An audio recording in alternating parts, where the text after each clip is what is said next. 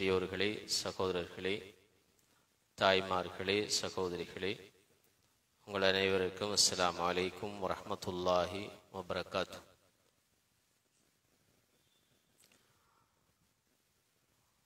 ரபியுல் அவ்வல் ரசூலுல்லாஹி ஸல்லல்லாஹு அலைஹி வஸல்லம் அவர்கள் பிறந்த இந்த மாதத்திலே அவர்களுடைய சுன்னாவை விளங்க வேண்டும் என்ற அடிப்படையில் 6 கிரந்தங்களில் ஒன்றான சுனன் அபீ தாவூத் அதனை விளங்குவதற்கான இந்த முயற்சி உண்மையில் பாராட்டத்தக்க ஒரு விடயம். ஸல்லல்லாஹு அலைஹி வஸல்லம் அவர்கள் மீது நாங்கள் அன்பு வைத்திருக்கிறோம் என்பதற்குரிய அடையாளங்களில் ஒன்று அவர்களுடைய சுன்னாவை நாங்கள் கற்று எங்களுடைய வாழ்க்கையில் நடைமுறைப்படுத்துவது. அது மிக முக்கியமான ஒரு அடையாளம். ஸல்லல்லாஹு அலைஹி வஸல்லம் அவர்களை நாங்கள் நேசிக்கின்றோம், அவர்கள் மீது அன்பு வைத்திருக்கின்றோம் என்பதற்கு. அந்த வகையிலே கண்ணியத்துக்குரிய பெரியோர்களே, சகோதரர்களே, தாய்மார்களே, சகோதரிகளே, சுனன் அபீ தாவூதினுடைய முதலாவது பகுதி சுத்தத்தோடு சம்பந்தப்பட்ட பகுதி. உண்மையில் இது பல மணித்தியாலயங்கள் பேசப்பட வேண்டிய ஒரு தலைப்பு. இஸ்லாத்தினுடைய வழிகாட்டல்கள் எங்களுக்கு தெரியும். மனித வாழ்வுக்கு அவசியமான எல்லா வழிகாட்டல்களையும் எங்களுடைய மார்க்கம் எங்களுக்கு தெளிவுபடுத்தி காட்டியிருக்கிறது. அந்த வகையிலேதான் முதலாவதாக நாம் விளங்க வேண்டிய பகுதி இந்த சுத்தம் என்கின்ற பகுதி. ஃபிக்ஹ் கிரந்தங்களிலே முதலாவதாக எல்லா இமாம்களுமாக கிதாபு தஹாரா, சுத்தம் என்ற அந்த பகுதியைத்தான் ஆரம்பித்திருப்பதை நாங்கள் பார்க்கலாம். உண்மையில் இந்த சுத்தம் என்பது இஸ்லாத்தை பொறுத்தவரைக்கும் மிகவும் முக்கியமான ஒரு அம்சமாக காணப்படுகிறது. எந்த அளவுக்கு என்றால், இஸ்லாம் சுத்தத்தை ஈமானோடு தொடர்புபடுத்தி சொல்லி இருக்கிறது. அத்தஹூரு ஷத்ருல் ஈமான். சுத்தம் என்பது ஈமானின் ஒரு பகுதியாக அல்லது ஈமானின் சரி பாதியாக இஸ்லாம் சொல்லுகின்ற அளவுக்கு அந்த சுத்தம் என்கின்ற விடயத்துக்கு முக்கியத்துவம் கொடுக்கப்பட்டிருப்பதை நாங்கள் பார்க்கிறோம். குர்ஆனிலே அல்லாஹு தஆலா சுத்தத்தை பற்றி பேசுகின்ற பொழுது சூரத்துல் முத்தஸிர் ஆரம்ப வசனங்களிலேயே யா அய்யுஹல் முத்தஸிர் கும் ஃபஅன்திர் வரப்பக ஃபதஹிர் வசியாபக ஃபதஹிர். போற்றிக் கொண்டிருப்பவரே, யா அய்யுஹல் முத்தஸிர் கும் ஃபஅன்திர், நீங்கள் எழுந்திருந்து மக்களை அச்சமூட்டி எச்சரிக்கை செய்யுங்கள், மக்களுக்கு இந்த மார்க்கத்தை எத்தி வையுங்கள். வரப்பக ஃபக்கப்பிர், உங்களுடைய ரப்பை நீங்கள் தக்பீர் சொல்லுங்கள், அவனை மகத்துவப்படுத்துங்கள். வசியாபக ஃபத்தஹிர், உங்களுடைய ஆடைகளை நீங்கள் சுத்தப்படுத்திக் கொள்ளுங்கள். ஆரம்பத்திலேயே அல்லாஹு தஆலா ஸல்லல்லாஹு அலைஹி வஸல்லம் அவர்களுக்கு இட்ட கட்டளைகளில் ஒன்று வசியாபக ஃபத்தஹிர், உங்களை நீங்கள் சுத்தமாக வைத்துக் கொள்ளுங்கள். அந்த சுத்தம் வெறுமனே பௌதீக சுத்தம் மாத்திரமல்ல, உங்களுடைய உள்ளம், பௌதீகம், இந்த ரெண்டையும் நீங்கள் பரிசுத்தமாக வைத்துக் கொள்ளுங்கள் என்று அல்லாஹு தஆலா ஆரம்பத்திலேயே ஸல்லல்லாஹு அலைஹி வஸல்லம் அவர்களுக்கு ஏவி இருக்கிறார். இன்னும் ஒரு சூறாவிலே அல்லாஹு தஆலா இப்படி சொல்கிறான், இன்னல்லாஹ யுஹிப்புத் தவ்வாபீன் வ யுஹிப்புல் முத்தத்தஹிரீன். அல்லாஹு தஆலா அவனிடத்திலே தௌபா செய்து மீள்பவர்களையும் பரிசுத்தமானவர்கள் சுத்தமாக இருப்பவர்களையும் அல்லாஹு தஆலா விரும்புகின்றான் என்று குர்ஆனிலே அல்லாஹு தஆலா சொல்லுகின்றான். அன்புக்குரிய பெரியோர்களே, சகோதரர்களே, அந்த வகையில் இந்த சுத்தம் என்கின்ற விடயத்திற்கு இஸ்லாம் கூடுதலான அழுத்தத்தை சொல்லி இருப்பதை பிரயோகித்திருப்பதை நாங்கள் பார்க்கக்கூடியதாக இருக்கிறது. சுத்தம் 2 வகையிலே இருக்கிறது. ஒன்று எங்களுடைய உளச்சுத்தம், உள்ரங்கமான அந்த சுத்தம். இரண்டாவது சுத்தம் எங்களுடைய பௌதீக ரீதியான சுத்தம். உடல், நாங்கள் வாழுகின்ற வீடு, எங்களை சுற்றி இருக்கின்ற எங்களுடைய சூழல், இவற்றை நாங்கள் சுத்தமாக வைத்திருப்பது. இந்த 2 வகையான சுத்தங்களையும் இஸ்லாம் எங்களுக்கு வலியுறுத்தி சொல்லி இருக்கின்றது. அன்புக்குரிய சகோதரர்களே, பெரியோர்களே, அப்படி இஸ்லாம் எங்களுடைய உள ரீதியாகவும் உடல் ரீதியாகவும் வாழிடம் ரீதியாகவும் எங்களை சுற்றி இருக்கின்ற எங்களுடைய சுற்றுச்சூழல் ரீதியாகவும் சுத்தமாக இருப்பதற்கு வலியுறுத்துவதற்கு சில முக்கியமான காரணங்கள் இருக்கிறது. முதலாவது காரணம், அன்புக்குரிய சகோதரர்களே, பெரியோர்களே, இஸ்லாத்தை பொறுத்தவரைக்கும் அது ஃபித்ரா, தீனுல் ஃபித்ரா என்று சொல்வார்கள். அது எங்களுடைய இயல்பு மார்க்கம்.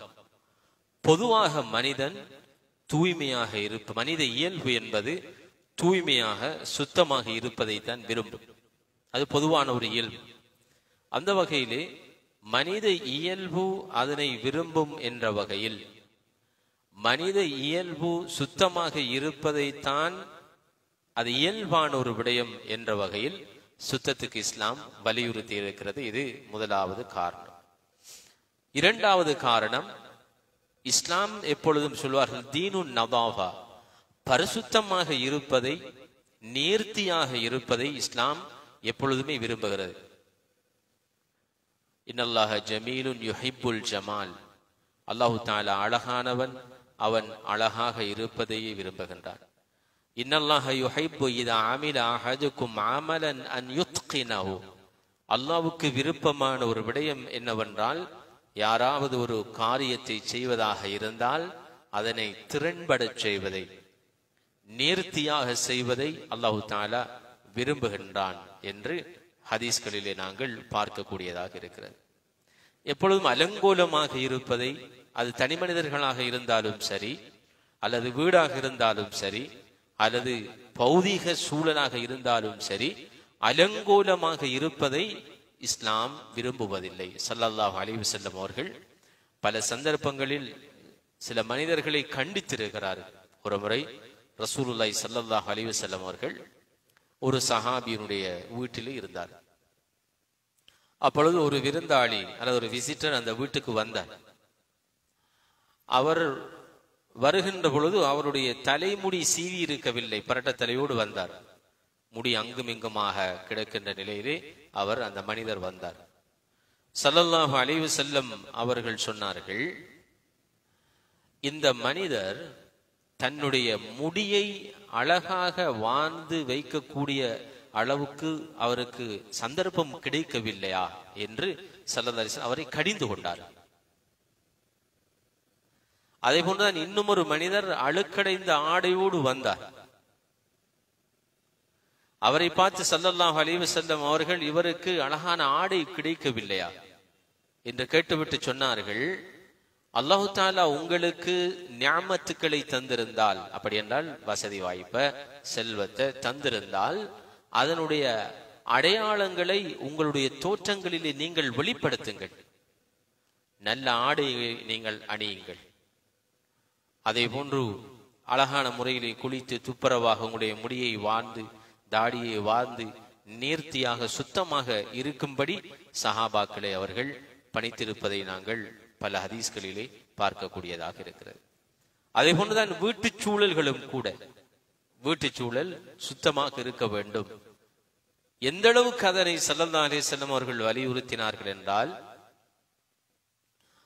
யா அஹ்லல் குர்ஆன், குர்ஆனிய சமூகமே, குர்ஆன் கொடுக்கப்பட்ட சமூகமே, நவ்விஃபு அஃப்னியத்தக்கும் வலா ததஷப்பஹு பில் யஹூத், உங்களுடைய வீட்டு முற்றங்களை நீங்கள் சுத்தமாக வைத்துக் கொள்ளுங்கள், யூதர்களுடைய வீடுகளை போன்று உங்களுடைய வீடுகளை நீங்கள் ஆக்கிக் கொள்ள வேண்டாம் என்று ஸல்லல்லாஹு அலைஹி வஸல்லம் அவர்கள் சொன்னார்.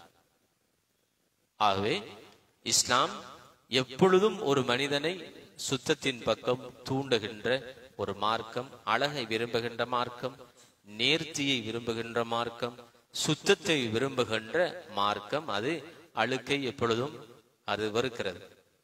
எந்த அளவுக்கு என்றால், அழுக்கடைந்த வீடு, பாழடைந்த வீடு, சுத்தமில்லாத வீட்டிற்கு ரஹ்மத்துடைய மலக்குமார்கள் கூட வரமாட்டார்கள் என்பது ஹதீஸ்.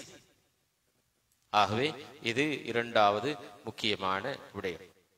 மூன்றாவது விடயம், எப்பொழுதும் இஸ்லாம் ஒரு மனிதனுடைய உடல் நலத்துக்கு ஆரோக்கியத்திலே கவனம் செலுத்துகின்ற ஒரு மார்க்கம். சுத்தம் எப்பொழுதும் ஒரு மனிதனை ஆரோக்கியமாக வைத்திருப்பதற்கு உதவி செய்கிறது. உங்களுக்கு தெரியும், எங்களுடைய உடை அசுத்தமாக இருக்கின்ற பொழுது, வீட்டு சூழல் அசுத்தமாக இருக்கின்ற பொழுது, கை அசுத்தமாக இருக்கின்ற பொழுது நோய்கள் பரவுவதற்கு அது காரணமாக அமைகிறது. அது இந்த கொரோனாவிலே கூட ப்ரூவ் பண்ணப்பட்டது. கொரோனா தொற்று நோய்கள் பரவாமல் இருப்பதற்கு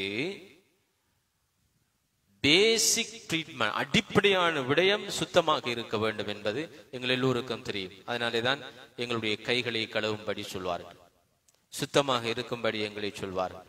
எனவே நோய்கள் பரவுவதிலே இருந்து தடுப்பதற்கும் இஸ்லாம் இந்த சுத்தத்தை ஏவி இருப்பதை நாங்கள் பார்க்கிறோம். 5 நேரம் வுது செய்யும்படி எதற்காக சொல்லி இருக்கிறது?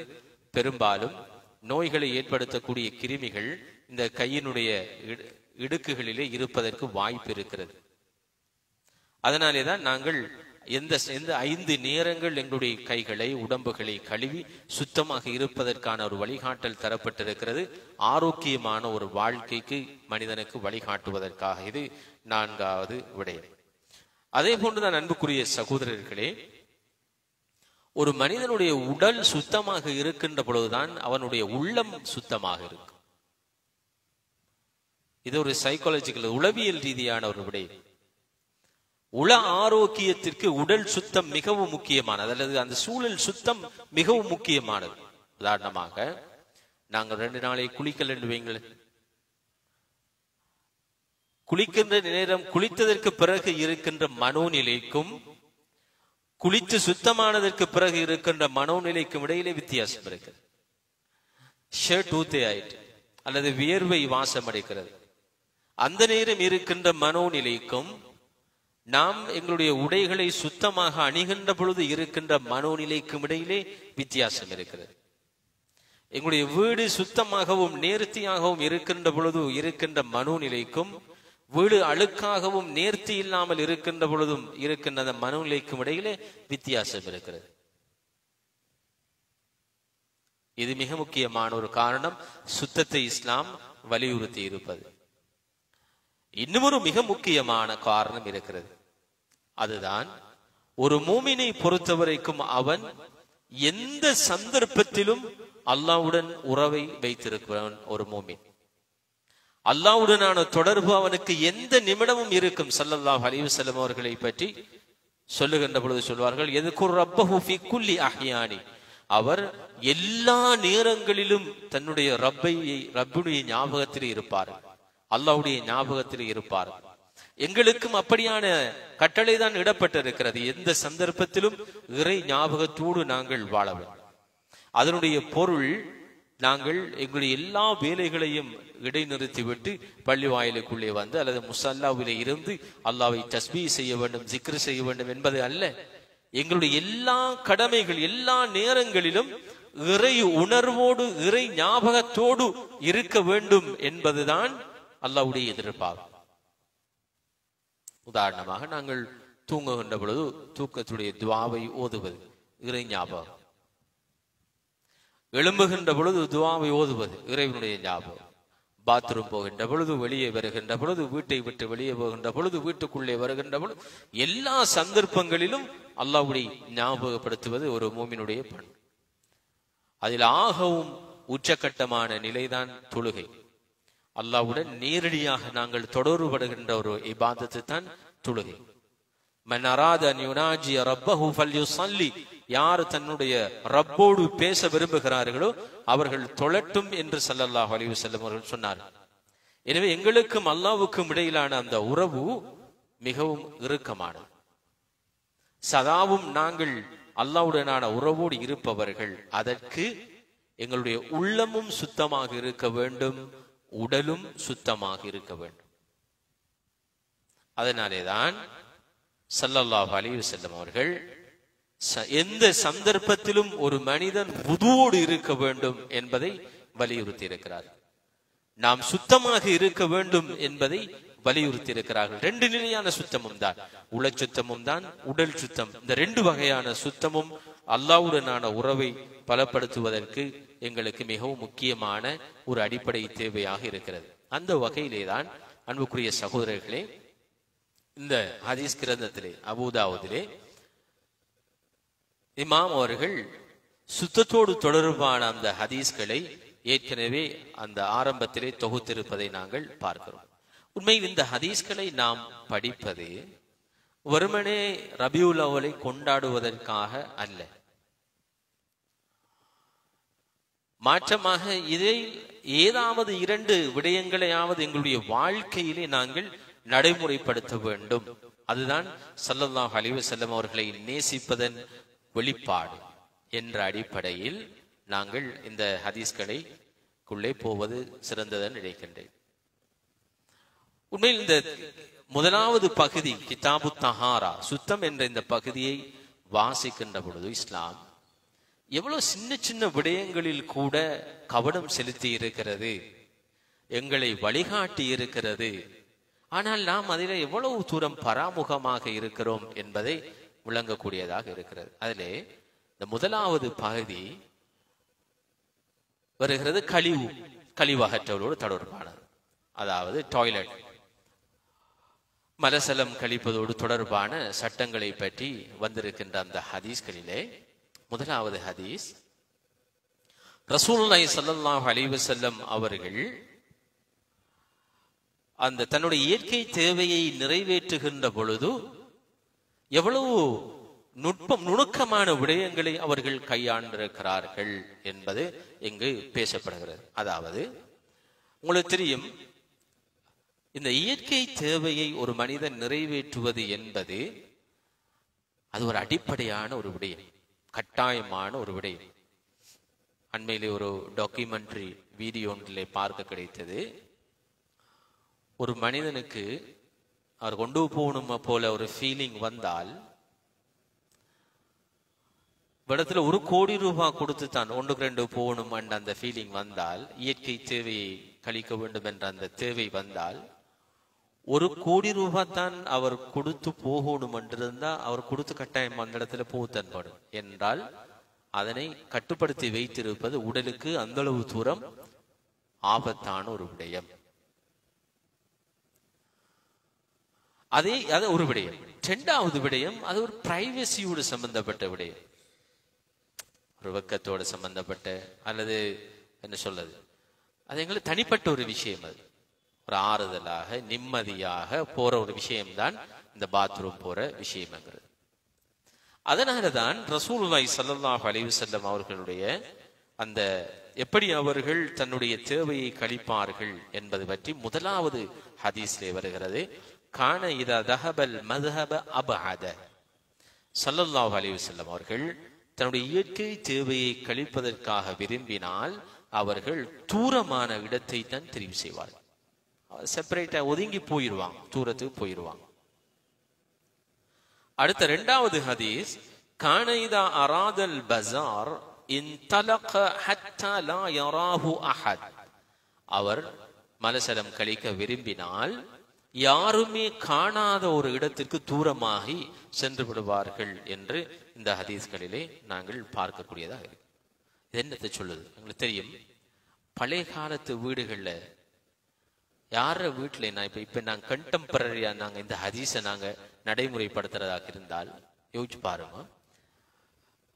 இப்ப எங்கட டாய்லெட்ஸ் எல்லாம் வீட்டுக்குள்ளே வச்சு கட்டி வச்சு, அது அட்டாச் பாத்ரூம் ஒவ்வொரு பெட்ரூமுக்குள்ளேயும் அட்டாச் பாத்ரூம் நாங்க வச்சு கட்டி வச்சுக்கிறோம்.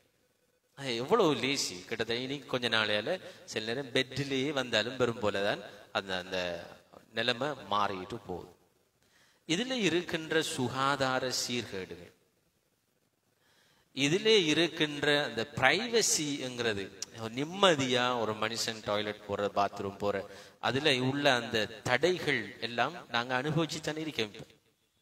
இப்ப திடீரென ஒரு ஆள் கொஞ்சம் பாத்ரூம் போறேன்னு சொல்லி சொன்னா ரைட் போங்கன்னு சொல்லி திறந்து விடுற லெவலுக்கு எங்கட பாத்ரூம் எல்லாம் இருக்கு இல்லை, கொஞ்சம் பொறுங்கன்னு சொல்லி அதுக்கு பிறகுதான் போய் தண்ணியை ஊத்தி கொஞ்சம் கழுவி அதுக்குள்ள இருக்கிற உடுப்பு எல்லாத்தையும் எடுத்து வெளியில போட்டு காய வச்சு எப்பயும் பாத்ரூம் கிளீனா இருக்கேன்டா. அதுல உள்ள அந்த கிருமிகள் ஆபத்தானது என்று எங்களுக்கு தெரியும்.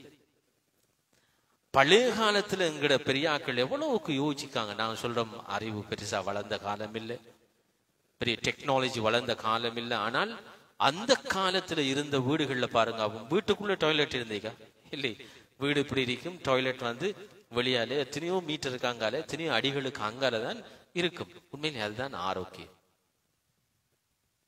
அதுதான் ஆரோக்கியம். நான் சொல்ல வரேன் என்றால், ஒன்றில் அந்த டாய்லெட்ஸ் வீட்டுக்குள்ள இருக்கிறதாக இருந்தால் அது செப்பரேட்டா இருக்கிறது ஆகவும் சிறந்தது. எங்கட ரூமோடைய கதவு இல்லாமலுக்கு செப்பரேட்டாக இருக்கிறது, வெளியில அப்படி போற மாதிரி இருக்கிறது தான் ஆகவும் ஏற்றமானது. அப்பதான் அது சுத்தமாக இருக்கும், கிருமிகள் இருந்து நாங்க பாதுகாப்பு பெறலாம். மூன்றாவது அது பிரைவசி, ஒரு மனுஷனுக்கு நிம்மதியாக அவனுடைய அந்த காலை கடன்களை அல்லது இயற்கை தேவையை நிறைவேற்றக்கூடியதாக இருக்கும். ரசூலுல்லாஹி ஸல்லல்லாஹு அலைஹி வஸல்லம் அவர்களுடைய ஆரம்ப வழிகாட்டல் இதுவாக இருக்கிறது. இது முதலாவது இந்த ஹதீஸ்லே சொல்லி இருக்கின்ற விடயம். இரண்டாவது, எப்பொழுதும் அந்த கழிவறைகளிலே ஜின் ஷைத்தான்கள் இருப்பதற்கான சந்தர்ப்பம் இருக்கிறது, வாய்ப்பு இருக்கிறது. எனவே அத்தகைய ஆபத்துக்களில் இருந்து அல்லாஹ்விடத்திலே பாதுகாப்பு தேடுங்கள் என்று ஸல்லல்லாஹு அலைஹி வஸல்லம் அவர்கள் எங்களுக்கு வழிகாட்டி இருக்கிறார்கள். எனவேதான் அவர்கள் கழிவறைக்குள்ளே நுழைகின்ற பொழுது, பாத்ரூமிலே நுழைகின்ற பொழுது, அல்லாஹும்ம இன்னி அஊது பிக்க மினல் ஹுப்ஸி வல் ஹபாயித் என்ற அந்த துஆவை ஓதினார்கள். யா அல்லாஹ், ஆண் பெண் ஷைத்தான்களின் தீங்கில் இருந்தும் உன்னிடத்திலே நான் பாதுகாவல் தேடுகிறேன் என்ற அந்த துஆவோடு ஸல்லல்லாஹு அலைஹி வஸல்லம் அவர்கள் கழிவறைக்குள்ளே செல்வார்.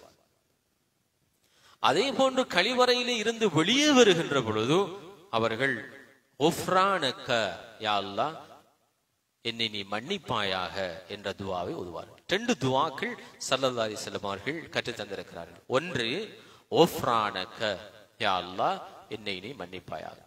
உங்களுக்கு தெரியும், அதுல நீண்ட துஆவும் இருக்கிறது. ஒஃப்ரானக அல்ஹம்துலில்லாஹி அல்லதி அத்ஹப அன்னியல் அதா வஆஃபானி. அதுல 2வது பகுதி ஆதாரபூர்வமற்றது என்பதுதான் ஏற்றுக்கொள்ளக்கூடிய கருத்து. ரைட், ஒஃப்ரானக, யா அல்லாஹ் என்னை நீ மன்னிப்பாயாக. ஏன் ரசூலுல்லாஹி ஸல்லல்லாஹு அலைஹி வஸல்லம் அவர்கள் அந்த துஆவை கேட்டார்கள்? அப்படி மன்னிப்பாயாக என்று ஏன் அல்லாஹ்விடத்திலே பிரார்த்தித்தார்? அந்த டாய்லெட்ல போய் அவங்க செஞ்ச வேலை என்ன பாவம் செய்தார்கள்? ஏன் அவர்கள் மன்னிப்பு கேட்டார்கள் என்றால், சில அறிஞர்கள் சொல்வார்கள் 2 காரணம். ஒன்று, ரசூலுல்லாஹி ஸல்லல்லாஹு அலைஹி வஸல்லம் அவர்கள் நான் ஏற்கனவே சொன்னதை போன்று யذ்குரு ரப்பஹு ஃபீ குல்லி அஹ்யானி, எந்த சந்தர்ப்பங்களிலும் இறை ஞாபகத்துடனே அவர்கள் இருப்பார்கள். அல்லாஹ்வுடைய திக்ரோடு தான் அவர்கள் இருப்பார்கள். ஆனால் டாய்லெட்ல இருக்கிற நேரம் அல்லாஹ்வை ஞாபகப்படுத்தலாம். எந்த அளவுக்கு என்றால், அவருடைய கையில் இருக்கிற மோதிரத்தை கூட கழட்டி வச்சுட்டு தான் போவார். என்று அதுல முஹம்மத் என்று எழுதி இருக்கிறதால அதை கழட்டி வச்சுட்டு தான் போவார். அப்ப அந்த டைம் அல்லாஹ்வை திக்ர் செய்ய முடியாத டைம். அதனால அல்லாஹ் இடத்துல ஸல்லல்லாஹு அலைஹி வஸல்லம் அவர்கள் இஸ்திக்ஃபார் செய்கிறார்கள், மன்னிப்பு கேட்கிறார்கள். யா அல்லாஹ், இந்த டாய்லெட்ல இருக்கிற அவ்வளவு நேரமும் உன்னை நான் ஞாபகப்படுத்த முடியாமல் போய்விட்டது, அதற்காக நீ என்னை மன்னிப்பாயாக. இது முதலாவது விளக்கம்.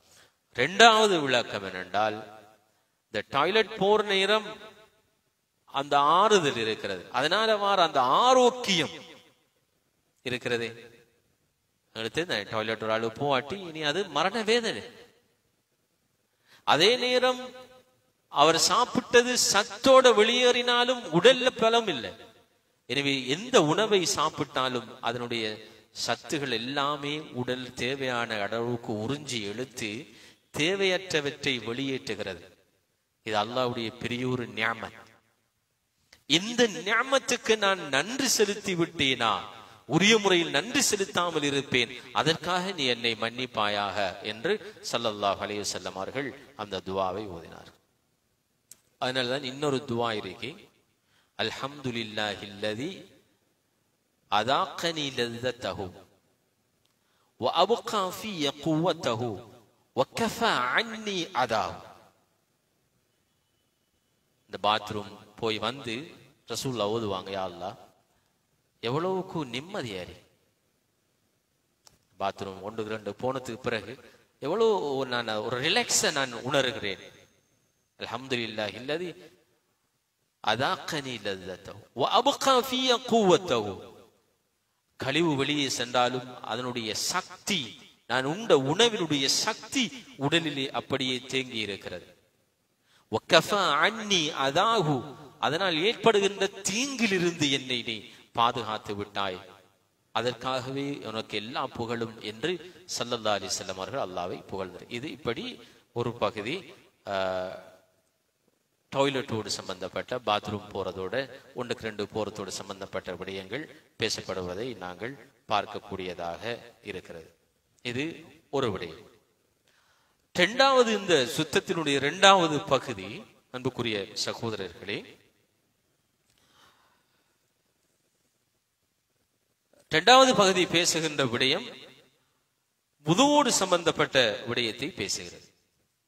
வுதுவோடு சம்பந்தப்பட்ட விடயத்தை பேசுகிறது. சுத்தம் என்று சொல்லுகின்ற பொழுது நான் ஏற்கனவே உங்களுக்கு சொன்னேன், 2 வகையான சுத்தம் இருக்கிறது. ஒன்று உடல் சுத்தம், இரண்டாவது உள சுத்தம். உடல் சுத்தத்தை 2 வகை இருக்கிறது. ஒன்று அத்தஹாரத்து மினல் ஹதத், தொடக்கில் இருந்து நாம் சுத்தமடைவது. ஒரு மனிதனுக்கு தொடக்கு ஏற்படும், உங்களுக்கு நாங்கள் படிச்சிருப்போம், தொடக்கு ஏற்படும். அந்த தொடக்கில் இருந்து நாம் எங்களை சுத்தப்படுத்துவது. இரண்டாவது வகை சுத்தம் அத்தஹாரத்து மினல் ஹபத், அழுக்கில் இருந்து, நஜிஸ்களில் இருந்து எங்களை நாங்கள் சுத்தப்படுத்துவது. 2 வகையான சுத்தத்தையும் இமாம் அபூ தாவூத் அவர்கள் பேசுகிறார், இந்த ஹதீஸ்களை கொண்டு வந்திருக்கிறார். முதலாவது பகுதி ஹதத், தொடக்கில் இருந்து எங்களை நாங்கள் சுத்தப்படுத்துவது 2 வகைப்படும். ஒன்று அத்தஹாரத்து மினல் ஹதஸில் அஸ்கர், சிறிய வகை தொடக்கில் இருந்து எங்களை நாம் சுத்தப்படுத்துவது. அதாவது மலசலம் கழித்தால் அதிலிருந்து எங்களை நாங்கள் சுத்தப்படுத்துவது, வுது முறிந்தால் எங்களை நாங்கள் சுத்தப்படுத்துவது. இதை சொல்வது ஹதஸுல் அஸ்கர். இரண்டாவது வகை இருக்கிறது அத்தஹாரத்து மினல் ஹதஸில் அக்பர், பெரிய வகை தொடக்கில் இருந்து எங்களை நாங்கள் சுத்தப்படுத்துவது. அதாவது பெரிய வகை தொடக்கு என்பது உங்களுக்கு தெரியும், இந்திரியம் வெளியேறினால் அல்லது கணவன் மனைவி உடலுறவு கொண்டால் அவர்கள் அதிலிருந்து, அது பெரிய வகை தொடக்கு. அதிலிருந்து சுத்தமாகின்ற முறை என்ன? அதே போன்று பெண்களை பொறுத்த வரைக்கும் மாதவிடாய், மாதாந்த ருது, அதிலிருந்து எப்படி அவர்கள் தங்களை சுத்தப்படுத்தலாம்? குழந்தை பேறு கிடைத்த பெற்றோர்கள், தாய் அவருடைய அந்த நிலையில் இருந்து எப்படி அவர்கள் சுத்தமடையலாம் என்பது ஹதசுல் அக்பர். இந்த ஹதசுல் அஸ்கர் என்று சொல்லுகின்ற சிறிய வகை தொடக்கு, அதாவது ஒரு மனிதன் மலசலம் கழித்து விட்டால் அல்லது வுது முறிந்து விட்டால் அல்லது வேறு காரணங்களினால் அவன் தன்னை சுத்தமாக்க வேண்டுமாக இருந்தால் அதற்கு 2 மெத்தட் இருக்கிறது. ஒன்று வுது செய்து அவன் சுத்தமாக வேண்டும். வுது செய்ய முடியாத பொழுது இரண்டாவது தயம்மும் செய்து அவன் தன்னை சுத்தப்படுத்திக் கொள்ள வேண்டும். அன்புக்குரிய சகோதரர்களே, ஒரு மனிதன் எந்த நேரமும் சுத்தமாக வுதுவோடு அவன் இருப்பதை ஸல்லல்லாஹு அலைஹி வஸல்லம் அவர்கள் வலியுறுத்தி இருக்கிறார். எந்த அளவு கண்டா, ஒரு முறை பிலால் ரலியல்லாஹு அன்ஹு அவங்கள்ட்ட ஸல்லல்லாஹு அலைஹி வஸல்லம் வந்து கேட்டாங்க, யா பிலால், இன்னி ல அஸ்மஉ ஹஷ்ஹஷதக ஃபில் ஜன்னதி லிம சபக்தனி யா பிலால். பிலால், உங்களுடைய பாதணி சத்தம் சொர்க்கத்துல எனக்கு கேட்டுச்சு, எப்படி என்ன முந்தி நீங்க சொர்க்கத்துக்கு போனீங்க என்று கேட்ட நேரம் பிலால் ரலியல்லாஹு அன்ஹு அவங்க சொன்னாங்க, யா ரசூல், எனக்கு தெரியாது, ஏன்னு தெரியாது, ஆனால் எனக்கு ஒரு பழக்கம் இருக்கு, நான் எப்பயும் வுதுவோட இருப்பேன், எனி டைம் வுதுவோட இருப்பேன். வுது முறிந்தால் உடனடியா நான் வுது செஞ்சிருவேன். இரண்டாவது, அந்த வுதுவுக்கான 2 ரகாத் சுன்னத்தாக காணிக்கையை நான் தொழுவேன். அப்பதான் ஸல்லல்லாஹு அலைஹி வஸல்லம் அவர்கள் சொன்னார்கள், பிஹிமா பிஹிமா பிலால், அந்த 2 தான் காரணம், அந்த 2 தான் காரணம். ஏன்னா எனி டைம் நாங்க அந்த வுதுவோட இருக்கிறது தானே, ஈவன் நாங்க தூங்குற டைம் ஸல்லல்லாஹு அலைஹி வஸல்லம் சொன்னாங்க, யாரு தூங்குவதற்கு முன்பு வுது செய்து சுத்தமான நிலையில் தூங்குகிறாரோ, தூங்குவதற்கு முன்பு ஓதுகின்ற துவாவையும் ஓதி எழும்பக்குள்ள ஓதுற துவாவையும் ஓதுற அந்த பழக்கம் இருந்ததோ, அவர் தன்னுடைய கட்டிலே இருந்து விழுந்து மரணித்தாலும் அவர் சுவர்க்கம் செல்வார் என்று ரசூலுல்லாஹி ஸல்லல்லாஹு அலைஹி வஸல்லம் சொன்னார். இன்னொரு ஹதீஸ்ல வருது எப்படி என்றால், அவர் எழும்பும் வரைக்கும், அவர் தூக்கத்திலிருந்து எழும்பும் வரைக்கும் அவருடைய தலைமாட்டில ஒரு மலக்கை அல்லாஹ் தஆலா அனுப்புவான்.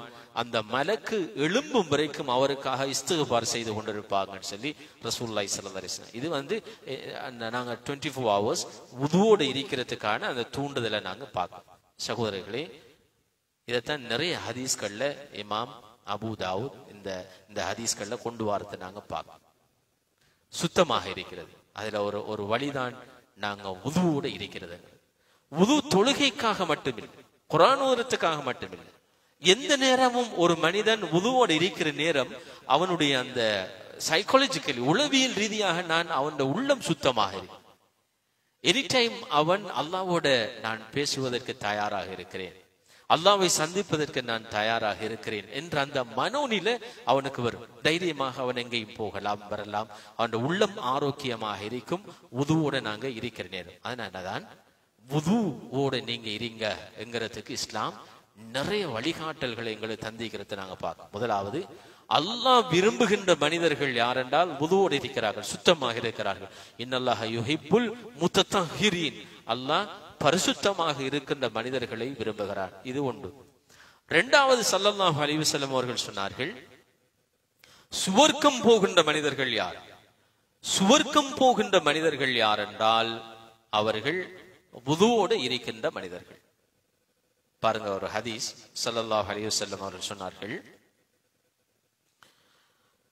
மன் தவல்லா ஃபஅஹ்ஸனல் வுது, யாரு அழகான முறையில் வுது செய்து, இன்னொரு ஹதீஸ்ல வரும் ஃபஅஸ்பகல் வுது, பரிபூர்ணமாக யார் வுது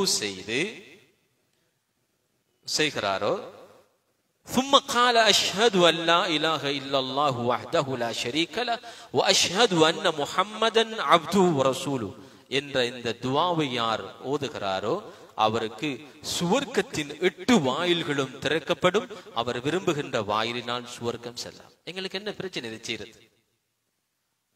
நாங்க வுதுவை செய்யறது பரிபூர்ணமாக, அந்த வுதுவை செய்து அஷ்ஹது அல்லா இலாஹ இல்லல்லாஹு வஹ்தஹு லா ஷரீக லஹ் வஅஷ்ஹது அன்ன முஹம்மதன் அப்துஹு வ ரசூலுஹு. இன்னொரு ஹதீஸ், இன்னொரு துண்டு வருது, அது வேற ஹதீஸ்ல வருது, இந்த கிதாபில வார துண்டு அல்ல, வேறு ஹதீஸ்கள்ல வாரதுதான்.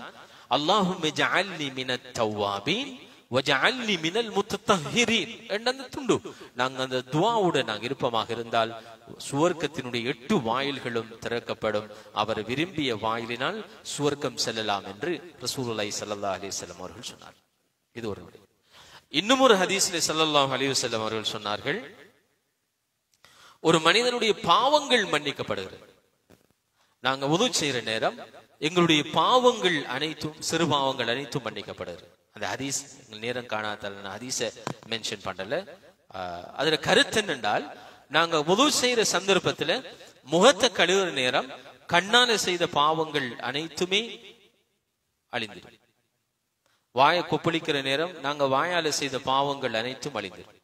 கையை கழுவுற நேரம் கையால செய்த பாவங்கள் அனைத்தும் அழிந்துவிடும். காலை கழுவுற நேரம் காலால செய்த பாவங்கள் அனைத்தும் அழிந்துவிடும். இது ஹதீஸ், சஹீஹான ஹதீஸ். எனவே வுது எங்களுடைய பாவ மன்னிப்புக்கு காரணமாக அமைகிறது. அதை தாண்டி இன்னும் ஒரு ஹதீஸ்ல ஸல்லல்லாஹு அலைஹி வஸல்லம் அவர்கள் சொன்னார்கள், எங்களுடைய தரஜா கூடுகிறது.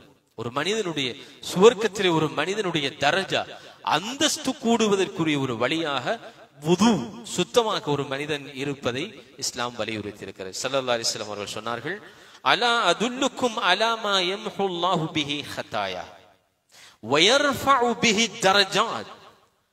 ஒரு மனிதனுடைய பாவங்கள் மன்னிக்கப்பட்டு அவனுடைய தரஜா அந்தஸ்து கூடுகின்ற ஒரு விடயத்தை உங்களுக்கு நான் கற்றுத்தரட்டுமா என்று ஸல்லல்லாஹு அலைஹி வஸல்லம் அவர்கள் கேட்ட பொழுது சஹாபாக்கள் சொன்னார்கள், ஆம் யா ரசூலல்லாஹ். அப்பொழுது ஸல்லல்லாஹு அலைஹி வஸல்லம் அவர்கள் 3 விடயத்தை சொன்னார்கள். ஒன்று, இஸ்பாகுல் வுது அலல் மக்காரிஹ். கஷ்டமான சந்தர்ப்பத்திலேயும் பரிபூரணமாக நாங்கள் வுது செய்வது. வுது செய்வது கஷ்டம், கூழ் அரிக்கும், இல்லாட்டி கொஞ்சம் சோம்பரமா இருக்கும், நோய் அரிக்கும். ஸல்லி அலா சய்யிதினா வ நபியினா மௌலானா முஹம்மது வ பாரிக் வ ஸல்லிம் அலைஹி.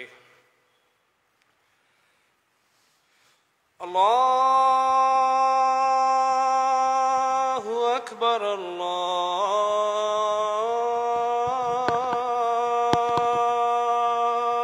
அக்பர்.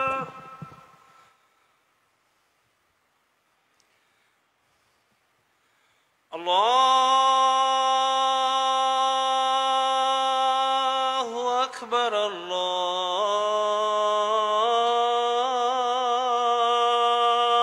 அல்லாஹு அக்பர். அஷ்ஹது அன் லா இலாஹ இல்லல்லாஹ்.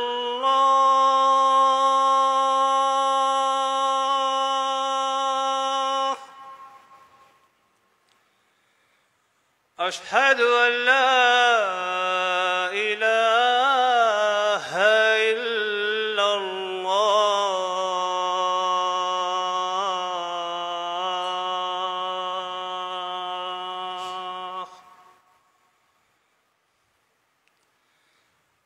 أشهد أن محمدا رسول الله.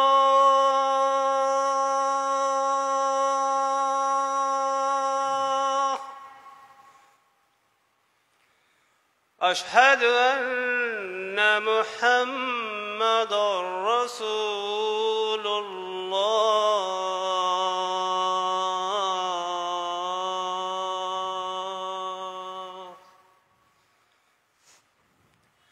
حي على الصلاة.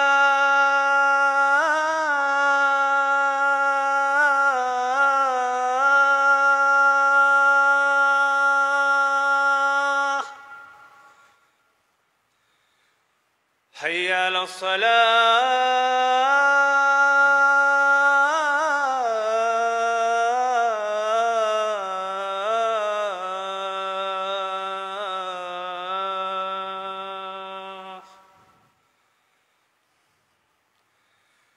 حي على الفلاح.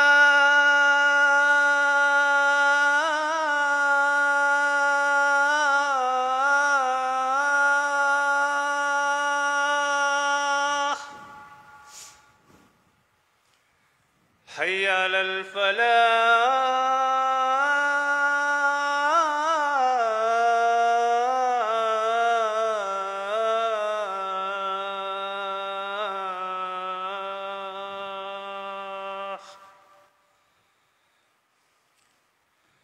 الله أكبر.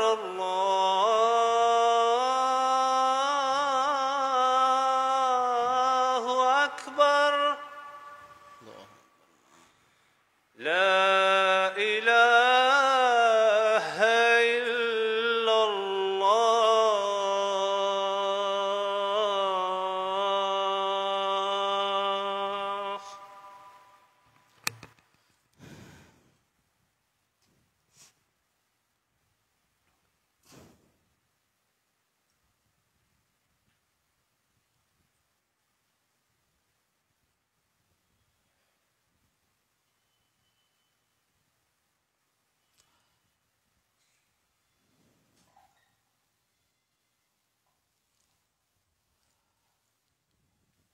அப்ப ஸல்லல்லாஹு அலைஹி வஸல்லம் அவர்கள் 3 விஷயத்தை சொன்னார்கள்.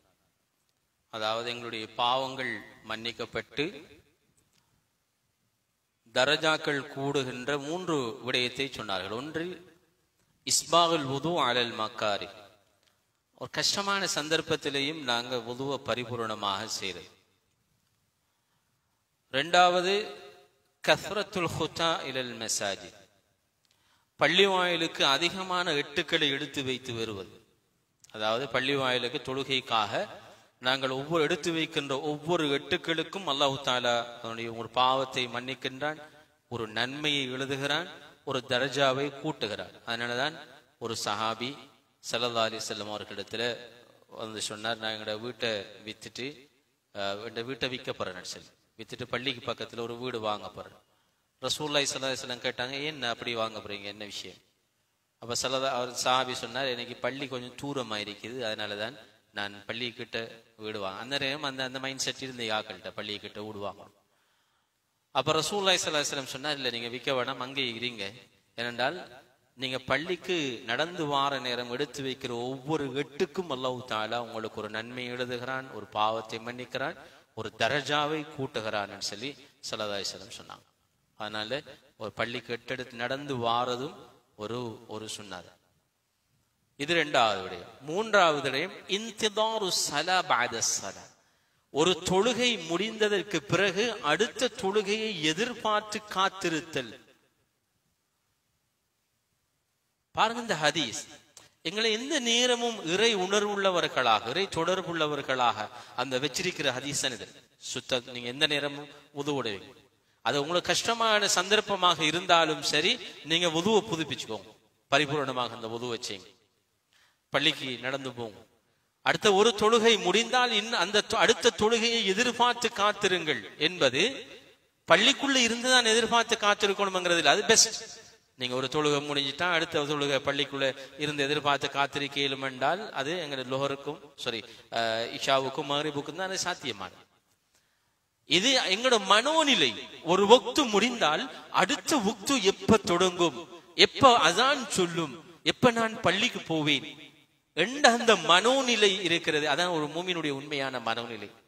பாங்கு செல்லது பாரமாக கருதுறது, தொழுகையை பாரமாக கருதுறது. இப்ப நசரு பாங்சன் அதுக்குள்ள மஹரி பாங்சன், இப்பான் மஹரி பாங்சன் அதுக்குள்ள இஷாக் பாங்சன் பா என்று சொல்லி நினைக்கிறது. இதெல்லாம் நிஃபாக்கினுடைய அடையாளம், நயவஞ்சகத்தனத்தினுடைய அடையாளம். அது ஒரு சப்ஜெக்ட். எனவே இங்க எங்களுக்கு தேவையானது என்னென்றால், எங்களுடைய பாவங்கள் மன்னிக்கப்பட்ட தரஜா கூடுவதற்கு வுது முக்கியமாக வலியுறுத்தப்பட்டுள்ளது. அடுத்த ஹதீஸ் ஸல்லல்லாஹு அலைஹி வஸல்லம் அவர்கள் சொன்னார், வெரி இம்பார்ட்டன்ட், மிக முக்கியமான ஒரு ஹதீஸ் தான். மறுமையிலே ரசூலுல்லாஹி ஸல்லல்லாஹு அலைஹி வஸல்லம் சஹாபாக்கள்கிட்ட சொன்னாங்க, மறுமை நாள்ல எல்லா மனிதர்களுக்கு மத்தியிலும் என்னுடைய உம்மத்தை நான் வித்தியாசமாக நான் காண்பேன், எனக்கு அடையாளப்படுத்தலாம். இந்த உம்மத் எல்லாம் மிக்ஸ் ஆகிருப்பாங்க. நூஹ் அலைஹிஸ்ஸலாத்து உம்மத்து தொடக்கம் ரசூலுல்லாஹ் உம்மத்து வரைக்கும் எத்தனை கோடான கோடி மக்கள் யோசிச்சு பாருங்க, அவ்வளவு மிக்ஸ் ஆகிருப்பாங்க.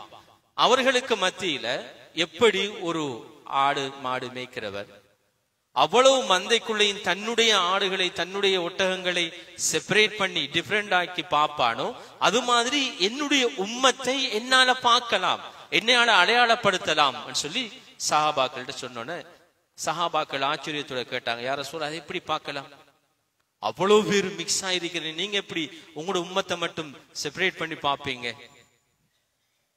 அப்ப அதுக்கு 2-3 அடையாளங்களை சொன்னார். அதுல ஒன்று உர்ரன் முஹஜ்ஜலீன மின் ஆதாரில் வுது, அவர்களுடைய வுது செய்ததன் அடையாளங்கள் அவர்களுடைய கைகளிலும் முகங்களிலும் தெரியும். வுதுவினுடைய பிரகாசம், அது சொல்ல பிரகாசம், அந்த அடையாளத்தை வச்சு நான் கண்டுபிடிப்பேன் இது என்னுடைய உம்மத்தை சேர்ந்தவர்கள் என்று ரசூலுல்லாஹி ஸல்லல்லாஹு அலைஹி வஸல்லம் சொன்னார். அன்புக்குரிய சகோதரர்கள், அந்த வகையில ஏன் இந்த ஹதீஸ்கள் எல்லாம் ரசூலுல்லாஹி ஸல்லல்லாஹு அலைஹி வஸல்லம் சொன்னாங்க என்றால், நாங்க வுதுவோட எந்த சந்தர்ப்பத்திலும் இருக்கணும். வுது எங்களுடைய இந்த சிறு தொடக்கில் இருந்து எங்களை பரிசுத்தமாக்குறது. 1-2 போனால், தூங்கி எழுப்பினால், அது மாதிரி வுது முறிஞ்சால் எங்களுடைய அந்த எங்களை சுத்தப்படுத்துறதுக்குரிய ஒரு வழி இந்த வுது. இப்ப வுது செய்ய முடியவில்லை, ஒன்றில் நோய்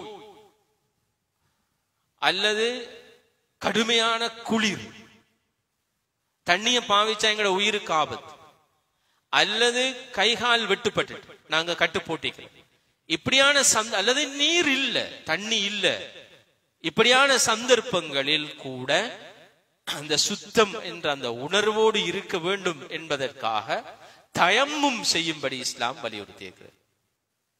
தயம்மம் செய்யுது. உங்களுக்கு தண்ணி இல்லையா, நீங்க தயம்மம் செய்யுங்க. அல்லது கடும் தண்ணி இறுக்கி அது குடிக்கிறதுக்கு மட்டும்தான் போதும் என்றால் நீங்க தயம்மம் செய்யுங்க.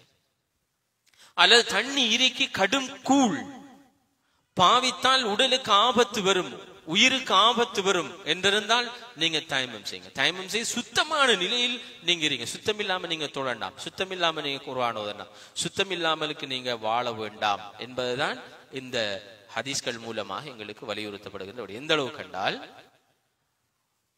ஒரு மனிதனுக்கு ஃபர்லான குளிப்பு கடமையானால், ஃபர்லான குளிப்பு அவனுக்கு கடமையானால் அவன் குளிக்கணும். ஆனால் அந்த கடுமையான குளிர் அவனால குளிக்க இயலா, அல்லது குளிப்பதற்கு தண்ணீர் இல்லை என்ற சந்தர்ப்பத்தில் அவன் தயம்மம் செய்யலாம்.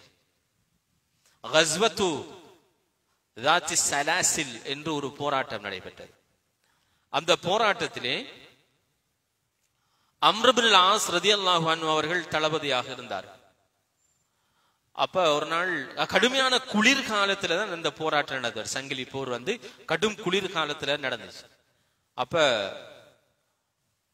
அன்று இரவு, ஒரு நாள் இரவு அம்ர் இப்னு ஆஸ் ரலியல்லாஹு அன்ஹு அவங்களுக்கு குளிப்பு கடமையாயிட்டு, கனவுல அவருக்கு குளிப்பு கடமையாயிட்டு. அப்ப அவர் என்ன செஞ்சார் என்றால், குளிக்காமலுக்கு தயம்மம் செஞ்சிட்டு சுபு தொழுவிச்சார். சஹாபாக்கள் சிலர் குழம்பிட்டாங்க. இவர் குளிப்பு கடமையாகி குளிக்காமலுக்கு தயம்மம் செஞ்சுட்டு தொழுவிட்டார் என்ற மத்தாக்களும் இருந்தானே அவரை தொழுவிக்க ஊட்டிக்கலாம், இவரை குளிச்சிக்கலாம், அப்படி பல அபிப்பிராயங்கள் வந்துச்சு. போராட்டம் முடிஞ்சது பிறகு ரசூலுல்லாஹி ஸல்லல்லாஹு அலைஹி வஸல்லம் அவங்கள்ட்ட வந்து முறையிட்டாங்க. இப்படி ஒரு சம்பவம் நடந்துட்டு அம்ர் இப்னு ஆஸ் ரலியல்லாஹு அன்ஹு அவர்களை ஸல்லல்லாஹு அலைஹி வஸல்லம் அவர்கள் அழைத்து கேட்டார், இப்படி ஒரு சம்பவம் நடந்தாம ஏன் நீங்க குளிக்காமலே துளிச்சீங்க, ஏன் டைமும் செஞ்சீங்க? அப்பதான் அம்ர் இப்னு ஆஸ் ரலியல்லாஹு அன்ஹு அவர்கள் ரசூலுல்லாஹி ஸல்லல்லாஹு அலைஹி வஸல்லம் அவங்கள்ட்ட சொன்னாங்க, யா ரசூலல்லாஹ், எனக்கு குளிப்பு கடமையானது உண்மை, நான் டைமும் செஞ்சுட்டு தொழுவிச்சது உண்மை. ஏனென்றால் நான் அன்றிரவு குளித்திருந்தா மௌத்தாயிருப்பேன், அந்த அளவுக்கு பயங்கரமான குளிர். அல்லாஹ் தஆலா குர்ஆன்ல சொல்றான், யா அய்யுஹல்லதீன ஆமனு லா தக்துலு அன்ஃபுஸக்கும், ஈமான் கொண்டவர்களே உங்களை நீங்கள் கொலை செய்ய வேண்டாம், நீங்க தற்கொலை செஞ்சு கொள்ள வேண்டாம். இன்னல்லாஹ கான பிக்கும் ரஹீமா, அல்லாஹ் தஆலா உங்கள் மீது இரக்கம் உள்ளவனாக இருக்கிறான் என்று அல்லாஹ் குர்ஆன்ல சொல்றான். இனி அல்லாஹ்வே சொல்லியிருக்கிறேன், நான் இப்படி தயமம் செஞ்சுட்டு மௌத்தாவேன். அப்ப ரசூலுல்லாஹி ஸல்லல்லாஹு அலைஹி வஸல்லம் சிரிச்சிட்டு ஒன்னும் பேசாமல் கூப்பிட்டார். அந்த ஹதீஸ் ஆதாரமாக இமாம் அபூ தாவூத் அவர்கள் இந்த கிரந்தத்தில் கொண்டு வரார்கள். என்றால் எங்களுக்கு வுது செய்யறதுக்குரிய சந்தர்ப்பம் இல்லை என்றிருந்தால் நாங்க தயம்மம் செய்து கொள்ள வேண்டும். இது சிறு தொடக்கிலிருந்து நாங்கள் எங்களை சுப்பரவாக்குவதற்கான வழி.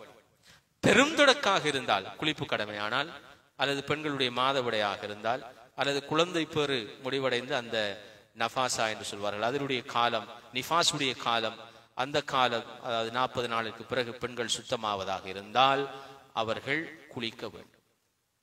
குளிப்பை பொறுத்த வரைக்கும் 2 வகையான குளிப்பு இருக்கிறது. ஒன்று வாஜிபான குளிப்பு, இரண்டாவது சுன்னத்தான குளிப்பு. நான் ஏற்கனவே சொன்னது வாஜிபான குளிப்பு கட்டாயம் நாங்க குளிச்சுதான் ஆகணும்.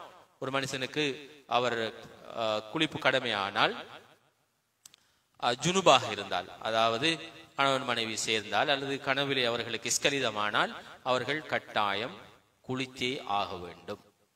அந்த குளிப்பினுடைய முறை எங்களுக்கு தெரியும். நாங்கள் வுது செய்து ஃபர்லான குளிப்பை நிறைவேற்றுகின்றேன் என்ற அந்த நியத்தோடு அவர்கள் தங்களுடைய அந்த குளிப்பை நிறைவேற்ற வேண்டும். இது முதலாவது. இரண்டாவது வகை குளிப்பு சுன்னத்தான குளிப்பு.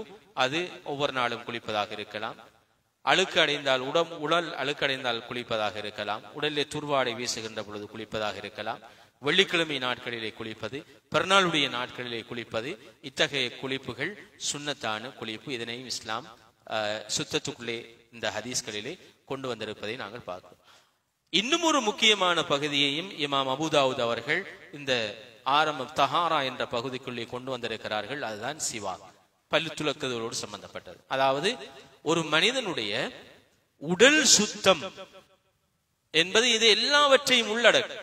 அவர் குளிப்பது, வுது செய்வது, பல் துலக்குவதில் இருந்து எல்லாவற்றையும் அது உள்ளடக்கும். ஏனென்றால் அது மற்ற மனிதர்களோடு, மனிதன் என்பவன் ஏனைய மனிதர்களோடு சேர்ந்து வாழுகின்றவர் என்ற அடிப்படையில் மற்றவர்களுக்கு இவரினால் எந்த வகையான இடைஞ்சலும் இருக்கக்கூடாது என்பதற்காக ஸல்லல்லாஹு அலைஹி வஸல்லம் அவர்கள் வாய் சுத்தமாக இருக்க வேண்டும் என்பதையும் வலியுறுத்தினார். அதனாலதான் இந்த அளவுக்கு அது வலியுறுத்தப்பட்டது என்றால், வாய் துருவாடை வீசினால் பள்ளி வாயிலுக்கு கூட நீங்கள் வரக்கூடாது.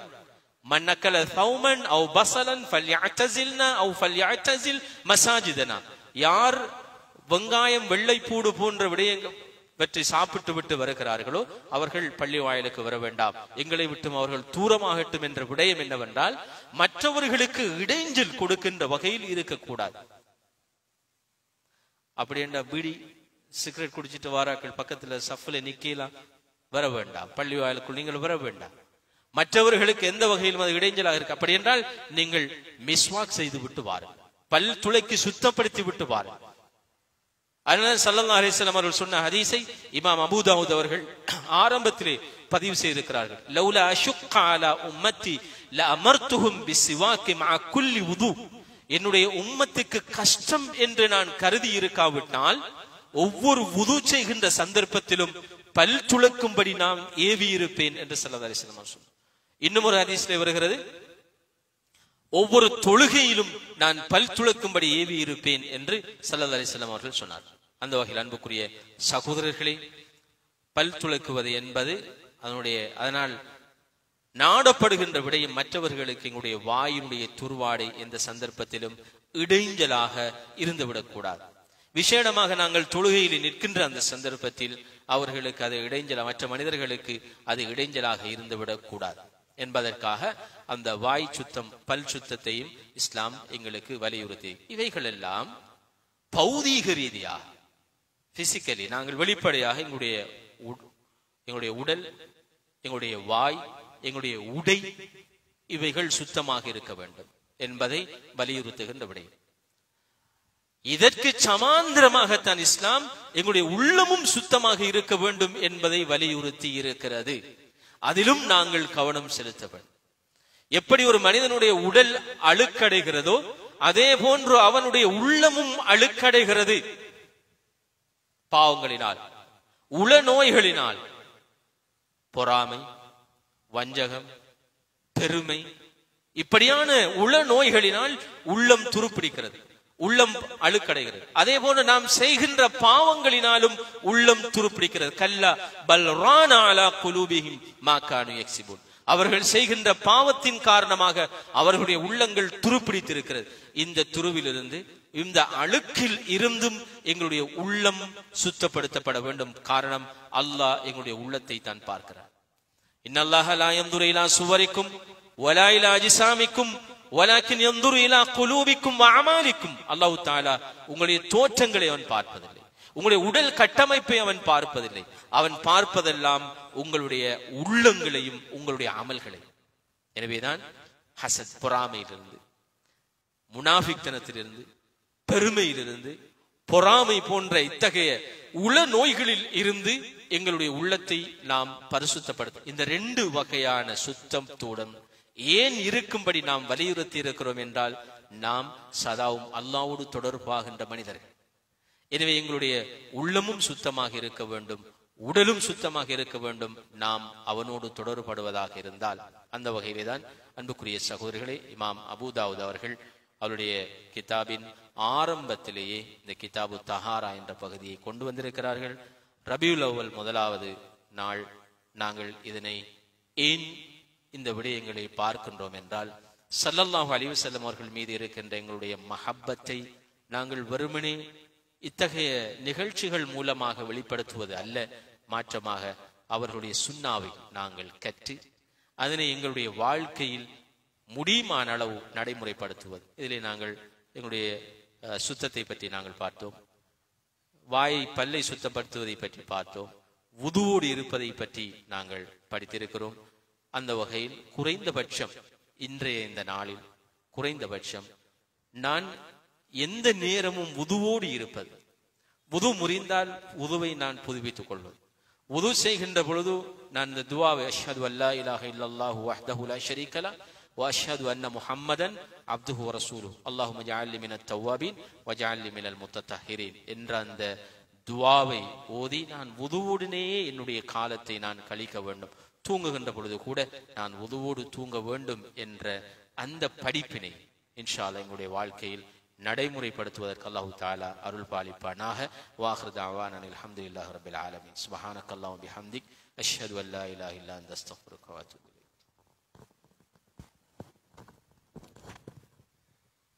இவ்வளவு நேரமும் அபூ தாவூத் கிரந்த